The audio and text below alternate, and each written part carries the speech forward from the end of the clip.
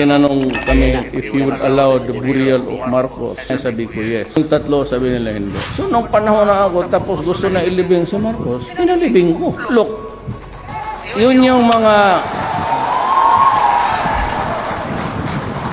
Yun yung promise ko. Kaya kung ayaw ninyo yun, hindi sana ninyo ako binoto.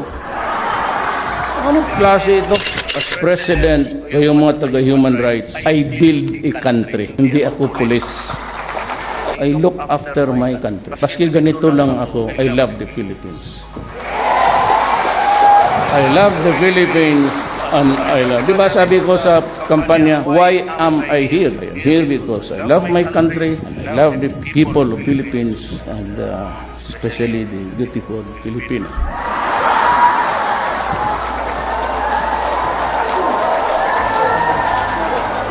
Kung nandito yung anak kong babae, yung gagalit ko.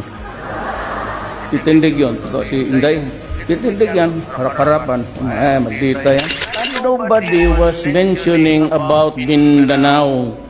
Taga Mindanao kami. Kung nagbububahan doon dito sa Pilipinas, nauuna kami. Simbahan, airport, Pantalan. So, I'm extra scared ako noon. Kung walang tao na magtutok. Yan lang ang promises ko. Yung mga durugista, do not destroy the future of the Philippines. Tapos, ilagay ninyo sa alanganin, isyabo ninyo, tapos maging gonggong na. Pagtanda ko, sino ang susubo ng lugaw sa bunganga ako? Kasi 1/3 ng halos mga anak ng OFW sa droga. That's the survey of government. Sabi ko, putang ina ninyo.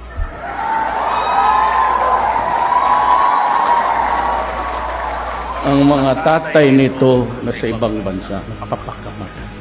Ang mga nanay nito sa isang bansa, sometimes rape, abuse, sinisikbura na yan para na makapagdala ng pera.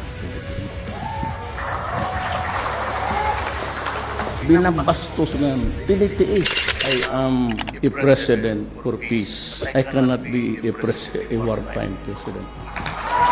And I cannot afford to fight with anybody, especially to wage war against my own people.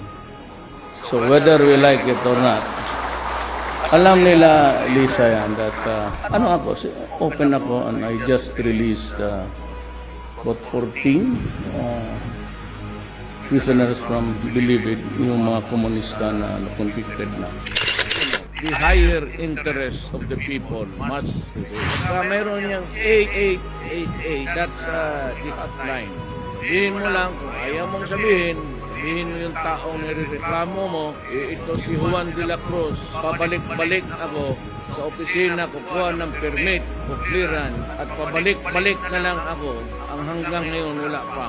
Kaya nangyari sa labor and at pinalabas niya na resign siya. Kasi ako naman, ayaw kong hiyain yung tao.